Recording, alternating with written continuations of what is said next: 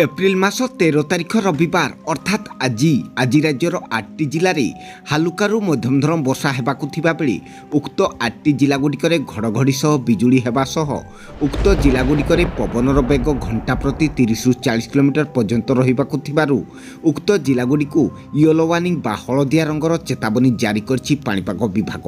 तेबे आसंतु नजर पकैबा पाणीपाग विभाग पक्षरु कोन रहिछि सूचना आउ आसंता 24 घंटा मध्यरे राज्यर केउ केउ 8टी जिला को येलो वार्निंग बा हलदिया रंगर चेतावनी जारी करछि पाणीपाग विभाग।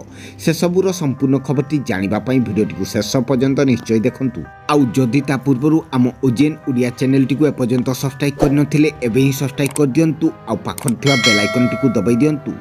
आगकु मध्य एहिपरि पाणीपाग संबंधी समस्त प्रकार टेक्निक अपडेट खबर गुड़िक सर्वप्रथम जानिबा पई। तेबे राज्य में आहुरी 7 दिन जाए कालबैशाखी वर्षा संभावना रही। उपकूल ओडिशा रे बिजुली घड़घड़ी सह हालुकारु मध्यमधरम वर्षा संभावना रही।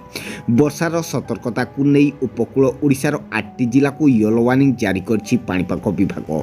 तेबे एप्रिल मास 13 तारिख रविवार अर्थात आज 8टी जिला गुड़िक बिजुली घड़घड़ी सह वर्षा हेबाकु थिबा बेले उक्त 8टी जिले में पवनर बेग घंटा प्रति 30 रु 40 किलोमीटर पर्यंत रहिबाकु थिबारु उक्त जिला गुड़िक हलदिया रंगर चेतावनी जारी करछि पाणीपाग विभाग। आउ से सबु जिला गुड़िक मध्यरु बालेश्वर, भद्रक, मयूरभंज, केन्दुझर, ढेंकानाल, केन्द्रापड़ा, जगतसिंहपुर, कटक।